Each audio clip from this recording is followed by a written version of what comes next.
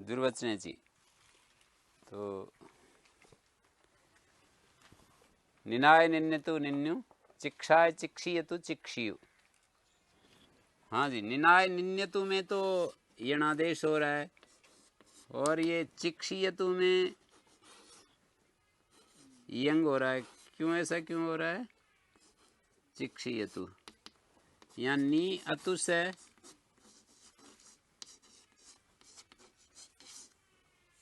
यहाँ क्षी अतुस है, बता सकेंगे?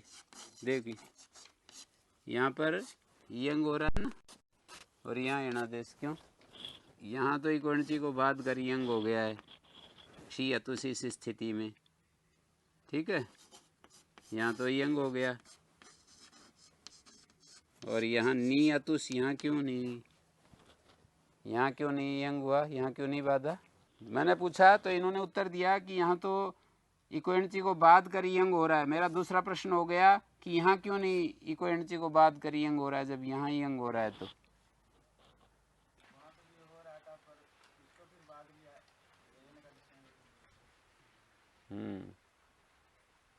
पता चला है? नहीं, मेरा प्रश्न था, उसका उत्तर ऐसे आएगा। आप लोग ऐसे ही बोलना चाहिए कि बात तो वहां भी रहा है। मैंने प्रश्न किया कि यहाँ तो इकोणची को इन्होंने कहा कि इकोणची को बांध लिया है अचिष्णु धातु से। मैंने कहा कि यहाँ क्यों नहीं बांधा, तो आपका वहां भी नहीं बांधा, वहां भी यंग होगा। सीधा सा बस इतना ही उत्तर बनेगा कि वहां भी नहीं बांधा है। फिर मैं कुछ प्रश्न करूं तो अगली बात करो। मैं करूं कि वहां भी नहीं बांधा, वहां भी नहीं बांधा तो नीय, ऐसा ही तो हो जाएगा। तो ये तो मैं दूसरा प्रश्न करूंगा। अब वहां भी नहीं बांधा तो निन्यतु कैसे बना? निनीयतु बनना चाहिए। यहाँ पर इकोणची को अचिष्णु ने बांध लिया, ठीक है। तो मैंने प्रश्न किया कि यहाँ क्यों नहीं बांधा, तो सीधा सा उत्तर है यहाँ भी बांध रखा है। आप असंयोग पूर्वज पता नहीं क्या क्या बोल रहे हो। ये कहो कि यहाँ भी बांध लिया है, हाँ ऐसे उत्तर आएगा। यहाँ भी निन्यतु, यही अनादेश इकोणची का नहीं है, यहाँ भी यंग ने बांध रखा है। लेकिन जब दुर्वचन हो जाता है तो ये अनेकाच अंग हो जाता है, अनेकाच हो जाता है तो एर नेकाच संयोग पुरुष, ये किसी अन्य सूत्र से यणादेश हो रहा है। यहाँ ये इकोणची का यणादेश नहीं है। मैंने कहा, मैंने आप लोगों के सामने एक प्रश्न रखा कि जब यहाँ इकोणची हो रहा है तो यहाँ, तो पहली बात तो यहाँ इकोणची है ही नहीं, तो आपको कहना चाहिए वहाँ इकोणची है ही नहीं है, वहाँ इकोणची है ही नहीं, यहाँ इकोणची थोड़ी है। एरने का जो संयोग, यणादेश तो वही है, यणादेश तो यहाँ है जरूर, पर इको यणची का यणादेश नहीं है। यहाँ यणादेश एरने का जो संयोग पूर्वस्य का है। जैसे मान लीजिए प्रगृह्य संज्ञा, तो 8 सूत्र हैं प्रगृह्य संज्ञा करने वाले। तो आप प्रगृह्य संज्ञा हो रही हो निपात एका जनांग, और आप किसी का भी नाम ले दो कि यहाँ पर इदुद्वचनम प्रगृह्यम से प्रगृह्य संज्ञा हो रही है, तो वो सही बात नहीं होगी। हैं? कोई भी सूत्र से प्रगृह्य संज्ञा आप थोड़ी कर सकते हैं। जहां अलग अलग परिस्थितियों में अलग अलग सूत्र प्रगृह्य संज्ञा ना रख रहे हैं तो उसी से करनी पड़ेगी। जैसे इत संज्ञा करने वाले तो 7 सूत्र हैं। अब वहां पर किसी भी सूत्र को बोल दो कि इत संज्ञा हो रही है, हलंत्यम से होनी चाहिए, और आप बोलो यहाँ पर उपदेश के इत से इत संज्ञा हो रही है, तो ऐसे थोड़ी बनेगा। तो इको यणची से यणादेश करने वाले कई सूत्र हैं अष्टाध्यायी में, पर किसी का भी आप नाम लेने लगो कि ये इको यणची से यणादेश हो रहा है, या कोई आपसे कहने लगे, तो वहां पर आपको ये बोलना पड़ेगा कि ये इको यणची लग ही नहीं रहा है। यहाँ पर इको यणची का यणादेश नहीं है, यणादेश कई है। इको यणची यणादेश है, इणो यणादेश है, एरने का संयोग पुरुष यणादेश है, ओ सुपी यणादेश है, वर्षा भुवस्त यणादेश है, हैं? इणोयण आगे क्या है? एरने का संयोग पुरुष है, ओ सुपी, वर्षा भुवस्त। तो ये सारे सूत्र यणादेश करते हैं। अब संप्रसारण, कोई कई सूत्र हैं संप्रसारण करने वाले, आप अपने हिसाब से किसी सूत्र का भी नाम लेने लगोगे थोड़ी होगा। सूत्र तो कर रहा है संप्रसारण, वचिस्वपि यजादि नाम की थी, और आप किसी का भी नाम लेने लगो, द्वितीय स्वाप्य संप्रसारणम, या गुण करने वाले 20 सूत्र हैं अष्टाध्यायी में, आप किसी का भी नाम लेने लगो, कुछ तो अदेंग गुणा को ही नाम ले देते हैं गुण करने के लिए, तो वो तो विधि सूत्र ही नहीं है, गुण तो संज्ञा सूत्र है अदेंग गुणा तो। और आप यदि जो गुण करने वाले सूत्र भी हैं वो तो बिल्कुल ही गलत है, पर वो भी बिल्कुल ही गलत है। जैसे कहीं गुण हो रहा हो आध गुणा से, आप नाम ले दो मिदेर गुणा से, कहीं गुण हो रहा है ये सार्वधातुकार धातु और नाम ले दो आप पुगंत लघुब्ध से। तो इतना मात्र आपको विवेक रखना था।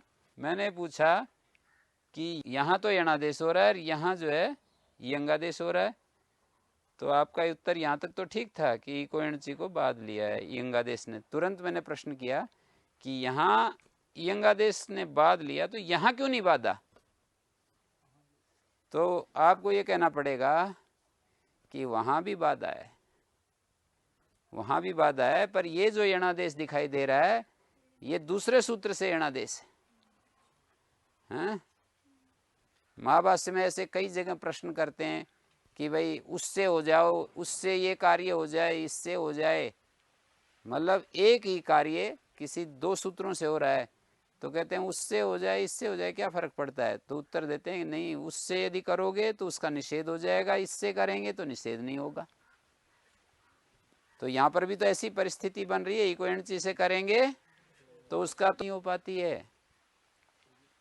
हाँ, आपने जो उदाहरण उसमें बताया था तो दोबारा एक बार बताना, उसमें जो अनुसंज्ञा किसको मान के करते हैं? औ अंग संज्ञा केवल नी की है। मान लीजिए हम उतनी से भी औ ले आए, क्योंकि उतनी ये एक पूरी प्रकृति बना ली हमने, क्वी प्रत्यांत बना लिया इसको। उन्नयति इति उन्नी, ऊपर उठाने वाले को उन्नी कहते हैं। क्वी प्रत्यय किया, क्वी प्रत्यय की दृष्टि से यदि देखोगे तो नी की ही अंग संज्ञा होगी। क्वी प्रत्यय की दृष्टि से यदि आप देखोगे तो केवल नी की अंग संज्ञा होगी, उतनी की नहीं।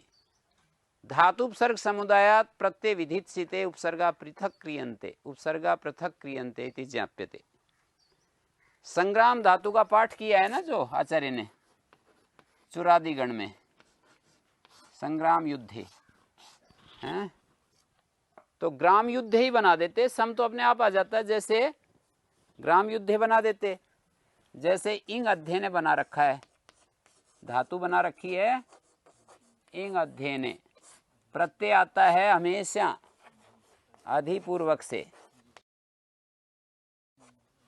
अधिपूर्वक से ही अधीते रूप बनता है, अधीते। कभी भी ई धातु का रूप इते ऐसा नहीं बनता। इंग अध्ययन का रूप चलाए ना तो इते इयाते इयते ऐसे चलेंगे, इते इयाते इयते, इशे इयाथे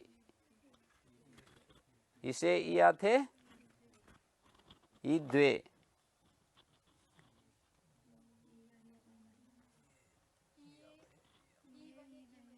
नहीं, ये ई वही ई में मैं दूसरी बात कर रहा हूँ। ईद्वे में ह्रस्व विकार है दीर्घ,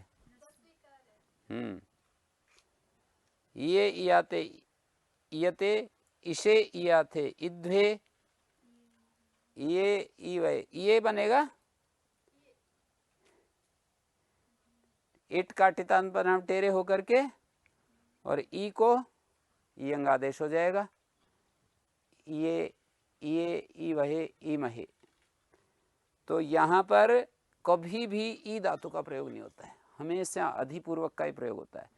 धातु पाठ में इंग अध्ययन पढ़ी है, प्रयोग में हमेशा अधिपूर्वक ही प्रयोग होती है। ऐसे ही आचार्य ग्राम युद्धे पढ़ देते, ग्राम का प्रयोग नहीं, समपूर्वक ग्राम का ही समझ लिया जाता है। जैसे ये उदाहरण दिया मैंने, इंग अध्ययन का पाठ है, समझ लिया जाता है अधिपूर्वक।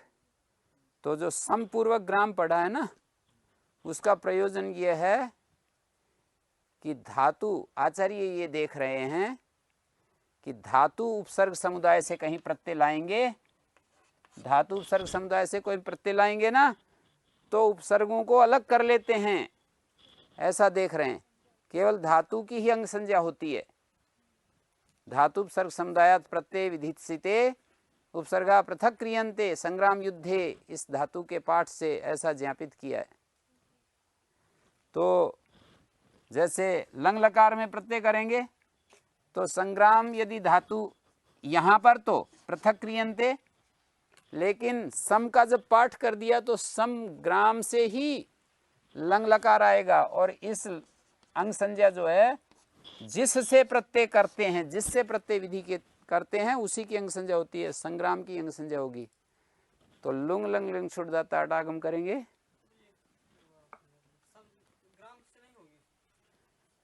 अलग नहीं कर सकते ना। जब सम का पाठ कर दिया तो ग्राम को पाठ कर दिया उसकी तो पूरे की होगी। पर जैसे इंग अध्ययन ने पढ़ा है और अधिपूर्वक इंग का ही प्रयोग होता है। अब यहाँ पर जब हम अट आट करेंगे तो इससे पहले नहीं बैठता है, अट उपसर्ग से पहले नहीं बैठता, धातु से पहले बैठता है, क्योंकि अंग को अट होता है। अंग संज्ञा ई की है, यहाँ पर अंग संज्ञा संग्राम की होगी। हैं? यदि अलग न किए जाते तो सम के पाठ की जरूरत नहीं थी। ग्राम धातु पढ़ देते, सम तो अपने आप आ जाता। जैसे इंग अध्ययन ने पढ़ रखा है, अपने आप आ रहा है, अधि अपने आप आ रहा है ना। तो इसी तरह से सम अपने आप आ जाता, अपने आप ही आ जाता बिना कहे। हैं? तो संग्राम धातु का ही प्रयोग होता। फिर यहाँ पर सम पढ़ा, इसका मतलब ये जब प्रत्यय लाएं तो संग्राम बना हुआ ही प्रत्यय को उत्पन्न करे। ग्राम से प्रत्यय न आए, संग्राम से ही प्रत्यय आए। इस बात को बताने के लिए, इस बात का बोध कराने के लिए यहाँ पर सम सहित पढ़ा है। असंग्रामयत शूरः, शूर व्यक्ति ने संग्राम किया, असंग्रामयत बनता है। ठीक है, अट जब आएगा तो इसके आदि में बैठेगा। असंग्रामयत शूरः, शूर व्यक्ति ने संग्राम किया। पर कोई यूं कहे अधीते, इसका लंग लकार में रूप चलाएंगे तो अधि से पहले अट नहीं बैठता है, अध्ययित ऐसे बनता है, अध्ययित। तो संग्राम जो है इससे पहले बैठेगा अट है। और देखो इसका कत्वा प्रत्यय लाए और कत्वा के स्थान में यहाँ पर संग्राम से कत्वा है, ऐसे समा से न पूर्वक तो ल्यप नहीं होगा।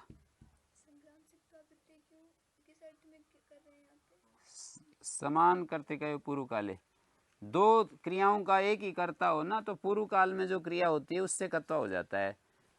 जैसे हम यूं कहें संग्राम करके और चला गया, संग्रामयित्वा गतः, तो संग्रामयित्वा कत्वा प्रत्यय, यहाँ पर ये निजंत धातु है, णिच कत्वा, और इसको आर धातु का शेड बला दे, इटागम हो गया, वलादी आर धातु है। और अतो लोपा, संग्राम के ए का लोप हो जाएगा, संग्राम, ये णिच का ही है, णिच के परितार धातु परिताकार का लोप हो जाता है। संग्रामी धातु हो गई संग्रामयित्वा, कोई बना सकेगा? संग्रामयित्वा रूप दिया मैंने, बना करके दिखाओ। सर धातु आर धातु गुण हो गया, संग्रामे, संग्रामयित्वा बन गया। बस एक बात नहीं बताई कि यहाँ कत्वा प्रत्यय कित होते हुए भी गुण का निषेध क्यों नहीं हो रहा?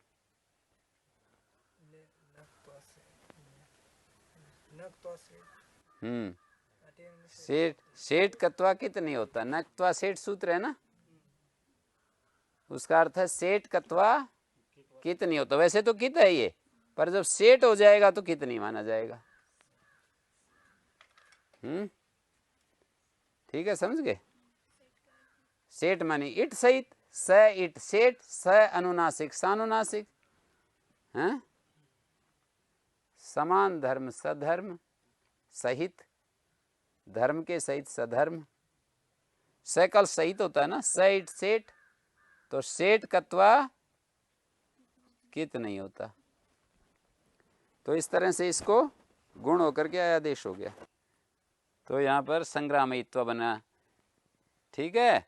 यदि सम उपसर्ग बाद में जोड़ा जाता ना, लप हो जाता, जैसे अधिपूर्वक बाद में जोड़ा गया है ये अधि, तो इण धातु से लप हो जाता है और ई को तुक आगम होता है, ह्रस्वस्पतिकृति तुक, इनको मिला दो, अनुबंध लोप कर दो, आकाशवाणी दीर्घ। ठीक है। अधिपूर्वक इण धातु से लप तुकागम अधित्य बनता है। तो एक तो मैंने बात बताई, उपसर्ग से पहले अटाट नहीं आते हैं। धातु उपसर्ग समुदाय से जब प्रत्यय आता है तो उपसर्ग अलग हो जाते हैं, अंग संज्ञा केवल धातु मात्र की होती है, तो उससे पहले अटाट नहीं आते। दूसरी बात बताई मैंने, समासेन पूर्वक तो ल्यप नहीं होता है। जहाँ उपसर्ग सहित समुदाय से आएगा तो ल्यप नहीं होगा, उपसर्ग रहित से आएगा और फिर बाद में उपसर्ग का योग करेंगे तो ल्यप होगा, आ जाएगा, कत्वा को ल्यप होगा। और तीसरी एक बात है बहुत जरूरी है जो समझने की, संग्राम धातु से यदि हम सन प्रत्यय करेंगे, संग्रामी धातु है ना, संग्रामी धातु है अपने पास। णिजंत धातु क्या है? संग्रामी धातु है ना, तो लोपा लोप कर दिया, आर धातु परे हो तो आकार का लोप हो जाता है, हैं? संग्रामी धातु है। अब इससे लुंग लकार और लुंग के स्थान में चली लुंगी,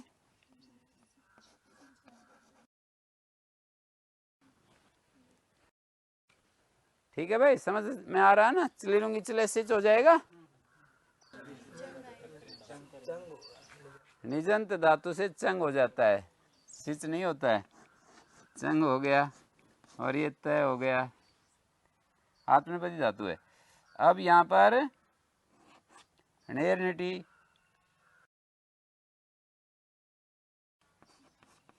णी का चंग परक णी के पर उपदा रस हो जाएगा क्या? नो चंग उपदा रस्वा, ठीक है। नागलोपी साश्रीताम, अगलोपी अंग है वैसे, वो निषेध कर देगा। चंग परक णी के पर रहते यदि अगलोपी अंग हो ना, अक्का लोप हुआ है, संग्राम के का लोप हुआ है ना, तो अगलोपी अंग हो तो उपदा को रस नहीं होता।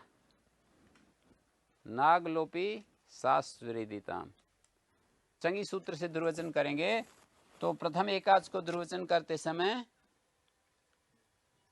यहाँ पर सम सम दुर्वचन होगा।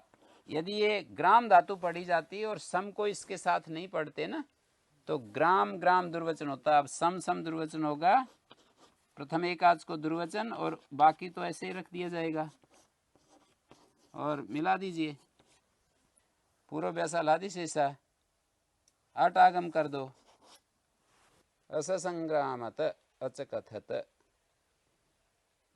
ये सम का अनुस्वार आदि अल्शेष बचेगा, बाकी लोप हो जाएगा। असंग्रामत। और संग्राम धातु से यदि हम सन प्रत्यय लाएं, निजंत से सन आता है ना, जैसे संग्राम, और इससे निज प्रत्यय,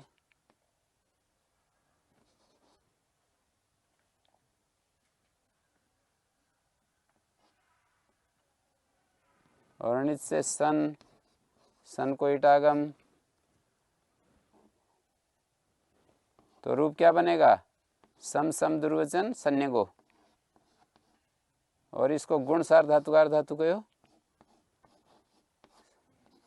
एचो यवा यावा अभ्यास कार्य, अभ्यास कार्य का मतलब हलादि शेषा, और संयता से संयता सन के पर रहते आकार को ई हो जाता है, सी संग्राम ही सती, सी संग्राम एचो एवाया, ये जो है श को मूर्धन हो जाएगा, आदेश प्रत्यय। संग्रामयी सती। ये सारे उदाहरण मैंने इसलिए दिखाए आपको कि उपसर्ग जो होते हैं वो साथ ही यदि रहें तो द्विवचन स्थल पर अंतर पड़ेगा, कत्वा स्थल में अंतर पड़ेगा, अट आट स्थल। 3 उदाहरण दिए मैंने, 3 उदाहरण दिए। क्या क्या 3 उदाहरण दिए हैं? द्विवचन करेंगे ना, वहां अंतर पड़ेगा, अट आट का अंतर पड़ेगा, सम से पहले अट आट जाने लगेगा, कत्वा को ल्यप होगा, वहां अंतर पड़ेगा। जैसे कोई आदमी बोले प्रपठति, इसका लंग लकार में रूप सुनाओ।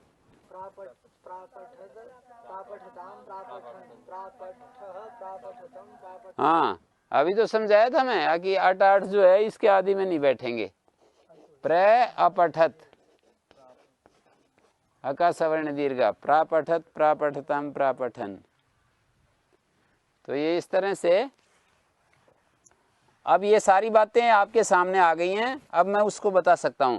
जैसे उत्पूर्वक नी धातु से जब हम क्विप प्रत्यय करेंगे, क्विप, तो इसमें अंग संज्ञा किसकी होगी? नी की होगी। धातु उपसर्ग समुदाय से यदि प्रत्यय लाते हैं तो उपसर्ग अलग हो जाते हैं। लेकिन अब मैं उतनी एक शब्द बना दिया और इससे जो है सू लाना है या औ लाना है। अब नी की अंग संज्ञा नहीं है, अब तो ये पूरे की अंग संज्ञा है। अब ये पूरे की हो जाएगी। मतलब जो धातु के अधिकार में जो प्रत्यय हुए हैं ना, वे प्रत्यय धातु उपसर्ग समुदाय से आएंगे तो धातु और उपसर्ग को अलग करके देखेंगे, उपसर्ग अलग कर लिए जाएंगे। धातु उपसर्ग समुदाय से जो प्रत्यय आएंगे ना धातु के अधिकार में, तो वे प्रत्यय परे रहते ये जो है उपसर्ग को अलग कर लेंगे, उपसर्ग रहित की अंग संज्ञा होगी।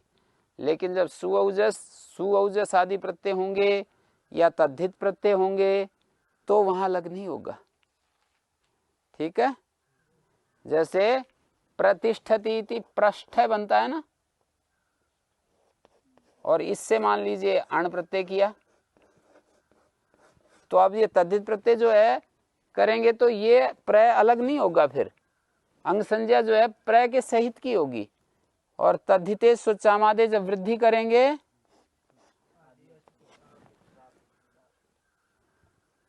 अंदर पता चला, धातु उपसर्ग समुदाय से जो प्रत्यय होते हैं तीसरे अध्याय के प्रत्यय होंगे तो धातु और उपसर्ग अलग अलग होकर के आएंगे। पर चौथे अध्याय के प्रत्यय होंगे, चौथे पांचवें अध्याय के प्रत्यय होंगे तो उस समय अलग नहीं होंगे, उपसर्ग अलग नहीं होंगे। तो आपका क्या प्रश्न था कि 19 में अंग संज्ञा किसकी है?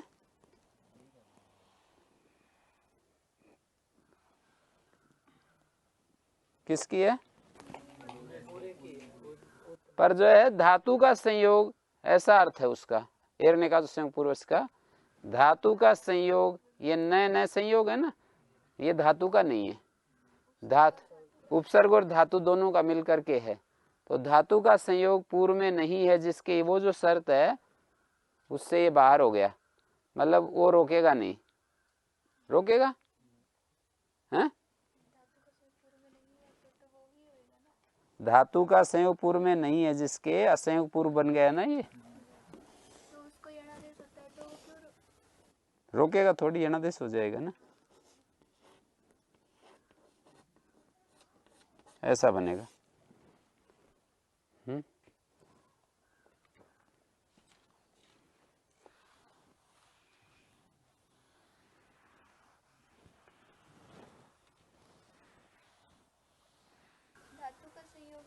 धातु का संयोग तो आपको नहीं बताया क्या? ये क्षी धातु है, जैसे क्षी क्षी दुर्वचन, ये इस तरह से लिख सकते हो समझने के लिए।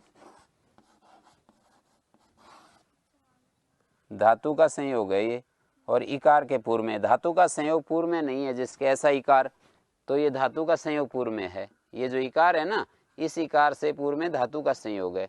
लेकिन 19 में ये जो इकार है इससे पूर्व में धातु का संयोग नहीं है, धातु और उपसर्ग का संयोग है।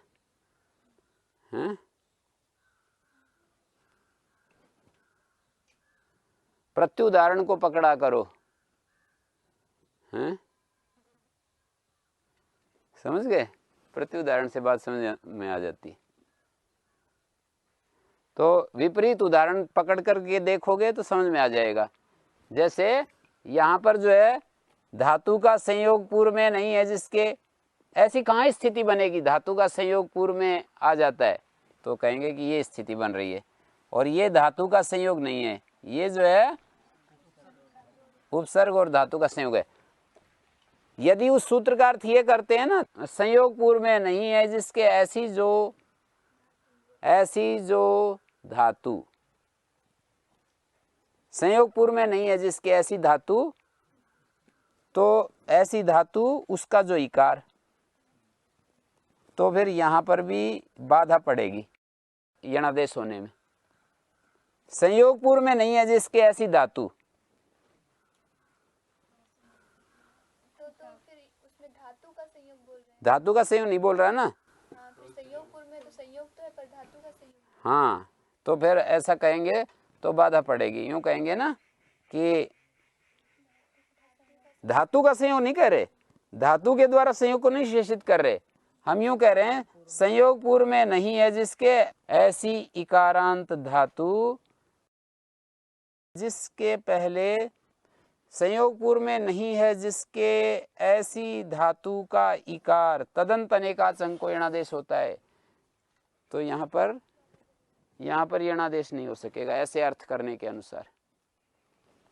अभी मैं इस सूत्र के उदाहरण बता रहा था, और एक उदाहरण देखो, आटीटत बताता हूं।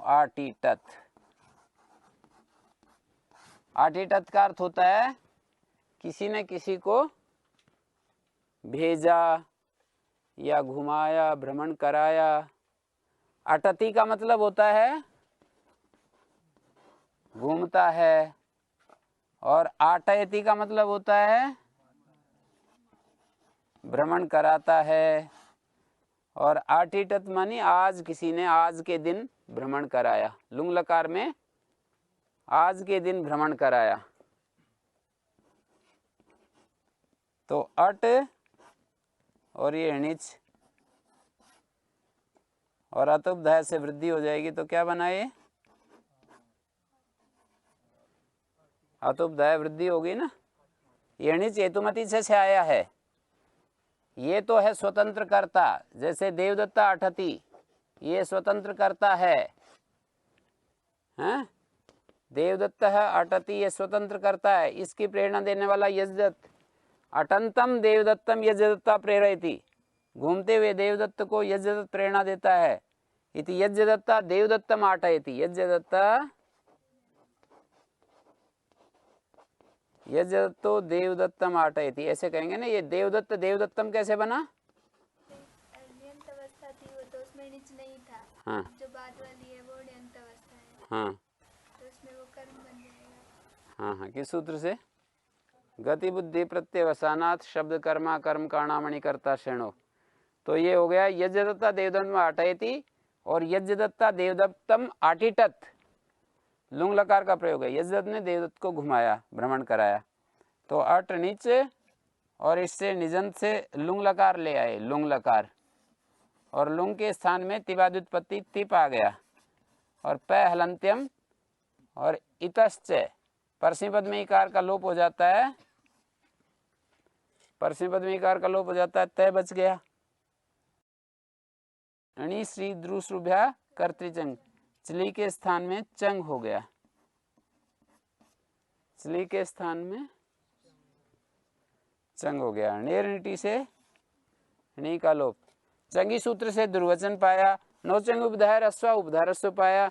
इन दोनों कार्यों में आलोक पहले कौन सा होगा? चंगी सूत्र से दुर्वचन पाया, नौचंग उपधाय रस्वा उपधाय रस्व पाया। पहले है छठे अध्याय के पहले पाद में है चंगी, और 7वें अध्याय के चौथे पाद में है नौचंग उपधाय रस्वा। तो पहले कौन सा कार्य होगा? चंगी सूत्र से तो दुर्वचन पा रहा है, नौचंग उपधाय रस्वा से उपधाय रस्व पा रहा है, पहले कौन सा होगा? क्यों? नागलोरी शास्त्र वेदितान के व्यापक से निकाले थे कि पहले हम ह्रस्व करेंगे, फिर उसी के बाद विरोचन करेंगे। ऑनरी धातु का जो रिदित करण है ना, उस री की सार्थकता तभी है जब हम दुर्वचन को बाद करके उपधा ह्रस्व पहले कराएं, क्योंकि चंग परगणी के परते उपधा ये ओ को ह्रस्व तभी होगा ना जब पहले यदि कराएंगे। तो बाद में यदि दुर्वचन करने के बाद देखेंगे तो वो तो फिर दूर चला जाएगा। द्वितीय एकाच को दुर्वचन होगा ना, द्वितीय एकाच को दुर्वचन होगा तो वो तो बहुत दूर चला गया, उपधा में मिलेगा ही नहीं। तो उपधा ओकार को ह्रस्व मना करने के लिए तो री अनुबंध डाला, और यदि दुर्वचन पहले हो जाता है तो उसका तो कोई औचित्य नहीं फिर। तो उस री की सार्थकता इसी में है, री अनुबंध की, कि पहले उपधा ह्रस्व होता है। औंधी धातु अनुबंध है ना री, ये जो री है ये अनुबंध है। हाँ? 8 में नहीं, वो तो एक नियम बन गया ना सब जगह कि औंधी धातु का जो री अनुबंध लगाया, आचार्य के मन में ये बात है कि पहले मैं उपधा ह्रस्व करता हूं।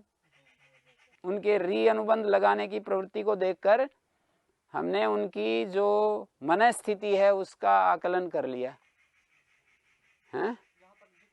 जैसे आप उदास हो जाएं तो हमारे को पता लग जाता है आपकी मन स्थिति का कुछ न कुछ, कहीं गड़बड़ हुई है, कहीं कुछ न कुछ किसी ने डांटा है, कहीं असफलता हुई है, किसी ने चोरी की है, आपकी कोई वस्तु चुरा ली है, किसी ने आपका अपमान कर दिया है, या कहीं आपको नीचा दिखा दिया है, कहीं कुछ न कुछ गड़बड़ हुई है ना। तो केवल आकृति को देख करके मन स्थिति का पता लगता है ना अंदर है। प्रवृत्तिता इच्छा है उपलब्धिर भवति है, प्रवृत्ति से इच्छा की उपलब्धि होती है। तो आचार्य की इच्छा की उपलब्धि होगी प्रवृत्ति से। री अनुबंध जो लगाया उन्होंने, उससे उनकी जो इच्छा है उसका पता लग गया। उनकी इच्छा क्या है? पहले उपधा ह्रस्व होता है, ये उनकी इच्छा का पता लग गया। आपका क्या प्रश्न था? मैं ये समझ रहा सिर्फ ऋकारांत धातु में वो ऐसा नहीं, ऋकारांत में नहीं, उनकी इच्छा का पता लग गया कि वो इस मन स्थिति में है कि पहले 2 काम पाए तो पहले जो है उपधा ह्रस्व होता है, ऐसा देख रहे हैं। तो यहाँ तो उसकी सार्थकता हो गई, यहाँ तो उसकी सार्थकता होगी और उसका फल यहाँ पर मिल रहा है। री अनुबंध लगना सार्थक हो गया ना, और इस प्रवृत्ति का जो फल है वो दूसरी जगह मिल गया। यहाँ पर उपधा ह्रस्व पहले करेंगे, अट और अ, और यहाँ पर चंगी सूत्र से दुर्वचन करेंगे। अब उपधा ह्रस्व करने के बाद आजादेर द्वितीय से, आजादी अंग हो तो द्वितीय एकाच को दुर्वचन होता है। द्वितीय एकाच क्या है? ये अणी का जो लोप हुआ है ना,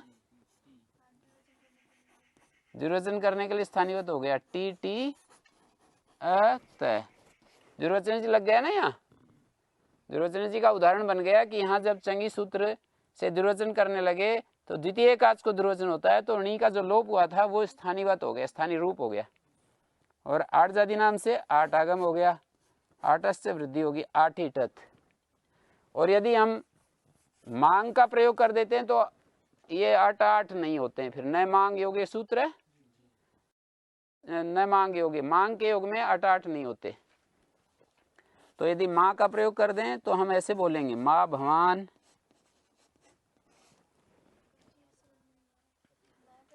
मांग शब्द का प्रयोग कर देना वाक्य में। मांग एक निषेधवाचक अव्यय है, निपात है एक निषेध को कहने वाला। दीवा माँ स्वापसी, गए तो अलंत्यम चला जाएगा गकार क्या। तो माँ एक अव्यय है, माँ भवान अटिटत। मांगी लुंग होता है ना, मांग के योग में लुंग लकार हो जाता है। ये जो मांग है इसके योग में लुंग लकार का प्रयोग होता है। तो माँ भवान आटिटत नहीं बनेगा, आटिटत बनेगा। माँ गृधय कस्य सिद्धन, माँ तो लुंग है। माँ गृधय में जो गृधय है ना, लुंग लकार का प्रयोग है। अग्रिधत, अग्रिधताम, अग्रिधन, ये लुंग लकार का प्रयोग है। कैसे लुंग लकार का कैसे, ये पूछ रहा हूं। गृध धातु जो है पुषादि गण में आती है, तो पुषादि द्युतादि लृतता परस्मै पदेषु गृध धातु है ना, तो चले लूंगी, चले सिच, सिच की बजाय अंग आ जाएगा, अंग। और ये तिप या सिप आ गया, मध्यम पुरुष में सिप आ गया। अंग, अंगित है, इसलिए कंगति च पुगंत लघु उपधस्य, कंगति च पुगंत लघु उपधस्य गुण नहीं होगा, हैं। और मांग के योग में मागृध, और इससे को विसर्ग हो गया, मागृध। ये जो मांग के योग में लुंग होता है, ये सब लकारों के अर्थ में हो जाता है। जैसे लालच मत करो, लोट लकार का अर्थ दे रहा है, या लिंग लकार का अर्थ दे रहा है। न मरिष्यति न मरिष्यति माँ विभे, विभे का मतलब डरो मत। अभयशीत अभयष्टाम अभयशु, अभयशी अभयष्टम अभयष्ट, तो अभयशी बनता है, अ नहीं आता, फिर मांगी लुंग होता ना तब अ नहीं आता है, तो माँ भयशी, माँ भयशी, ऐसा यदि हो ना, मास में विभे, तो ये लंग लकार का प्रयोग हो गया। स्मय, माँ के साथ यदि स्मय आ जाए तो लंग हो जाता है।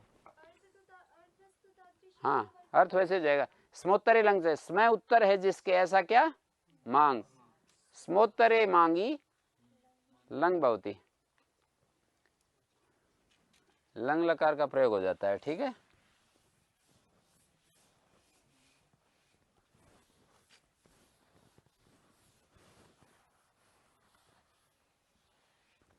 यदा स्वतंत्र रूपेण स्म इत्यस्य प्रयोगः भवति तदा था इति। गच्छामि स्म, वसामि स्म, रहता था। जगमतु, जगमु, जक्षतु उदाहरण पहले वाले में ही सिद्ध कर दिया था। अद धातु का जक्षतु उदाहरण न पदांत दुर्वचन सूत्र में जो चर विधि थी ना, चर विधि में जक्षतु उदाहरण आया है, और इस सूत्र में दुर्वचनेची का भी है वो उदाहरण।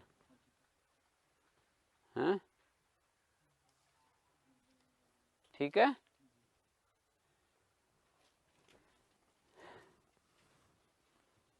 चकार, चक्रतु, चक्रु लिट लकार के रूप हैं सारे, आटिटत लुंग लकार का रूप है। दुर्वचन के उदाहरण देने हैं ना, तो दुर्वचन के उदाहरणों में या तो लिट लकार के देंगे या फिर लुंग लकार के उदाहरण देंगे, जहां पर इसकी जरूरत पड़ेगी स्थानीवत की, या तो निच के या फिर लुंग लकार या लिट लकार के। इसके जैसा ही एक वचन है, जैसे दुर्वचनेची है ना, ऐसा ही एक वचन है नवकृतम, नवकृतम स्थानीवत भवति, नवकृतम स्थानीवत भवति। जैसे दुर्वचनेची ऐसा ही एक वचन है नवकृतम स्थानीवत भवति। तो इसका अर्थ है णी के परे रहते, ये सप्तमी है, णी के पर रहते किया हुआ कार्य स्थानीवत हो जाता है, दुर्वचन कर्तव्य। णी को निमित्त मान करके किया हुआ कार्य स्थानीवत हो जाता है दुर्वचन मात्र करने के लिए, वैसा ही अर्थ बनेगा, नवकृतम स्थानीवत भवति। णी के पर रहते किया हुआ कार्य स्थानीवत हो जाता है, दुर्वचन मात्र करने के लिए स्थानीवत हो जाता है। शुशावई सती है जैसे,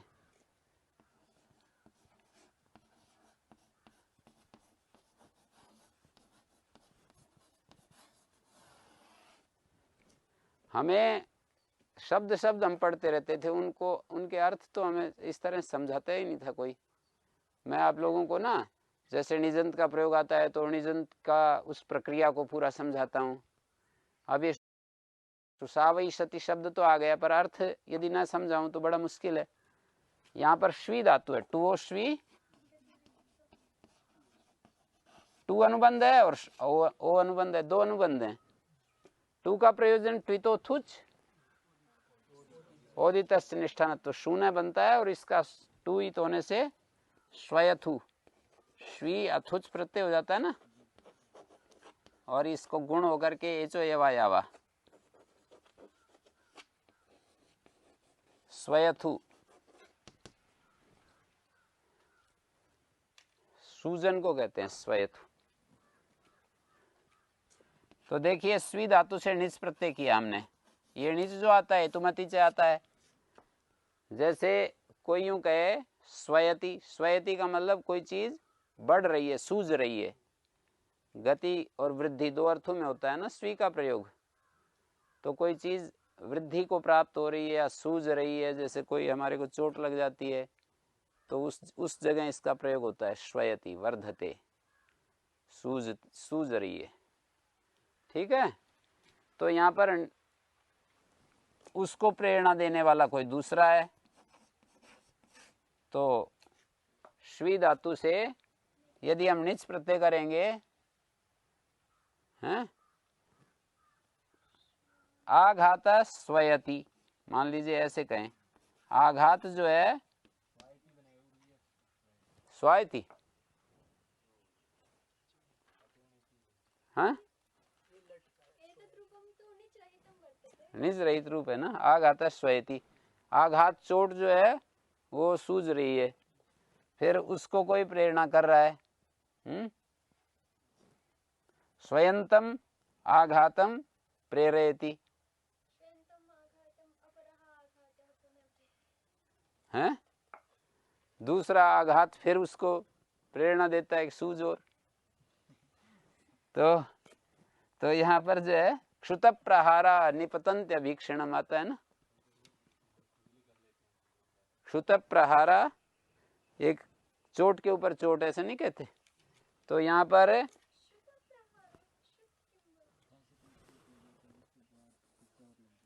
क्षुत प्रहारा होता होगा ना, ये क्षुत है या क्षुत है, टुक्षु है,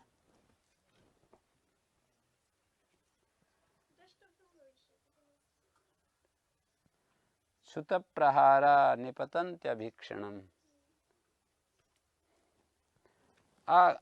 इसको जो है स्वायति बन जाएगा, स्वी धातु से निच प्रत्यय करेंगे और निच के पर रहते इसको वृद्धि, एचो यवा याव स्वाय निच, और इससे तिप आएगा, कर्तरी सप आएगा, सबको मान करके इस णी को सार्वधातुक अर्धातुक गुण, ये सार्वधातुक है ना, तो इसको गुण हो जाएगा, स्वाई को स्वाए, एचो यवा यावा स्वायेति बन गया है।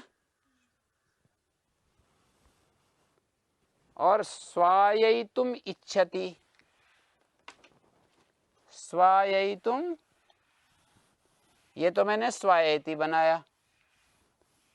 अब मैं एक दूसरा प्रयोग बना रहा हूं, जैसे स्वाययितुम इच्छति,